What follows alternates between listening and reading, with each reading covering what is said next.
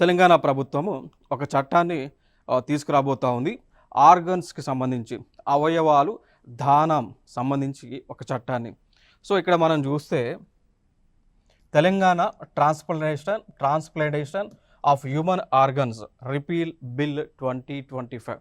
So, దీన్ని అసెంబ్లీలో మనకి ప్రవేశపెట్టడం జరిగింది. ప్రవేశపెట్టిన తర్వాత అపోజిషన్ పార్టీస్ కూడా సపోర్ట్ చేయడం జరిగింది.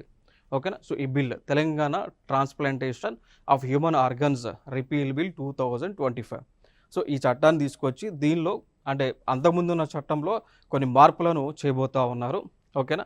సో, మార్పులు ఏంటి అంటే చూడండి, ఎవరైతే అక్రమంగా అవయవాలు వ్యాపారం చేస్తారో, అవయవాలు రవాణా చేస్తారో వారికి ఫైన్ అనేటువంటిది ₹1,00,00,000 పెంచారు అండి. గతంలో ఉన్న చట్టము ప్రకారం ఏంటి అంటే ఎవరైతే అక్రమ మార్గాల్లో అవయవాలను ఎగుమతి చేస్తూ ఉంటారో, వ్యాపారం చేస్తూ ఉంటారో గతంలో ₹5,000కి ఫైన్గా వేసేవాళ్ళు.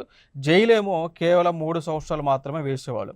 ఇప్పుడు కనుక ఈ చట్టాన్ని అనుసరించి కనుక ఎవరైనా దొరికితే, అవయవాలను అక్రమ రవాణా చేయటంలో దొరికితే కనుక వారికి ఫైన్ని ₹1,00,00,000ని వేయబోతా ఉన్నారు. జైలు వచ్చేసి 10 years వరకు వేయబోతా ఉన్నారు అనేటువంటిది ఈ చట్టం ద్వారా మనకి తెలియవస్తూ ఉంది.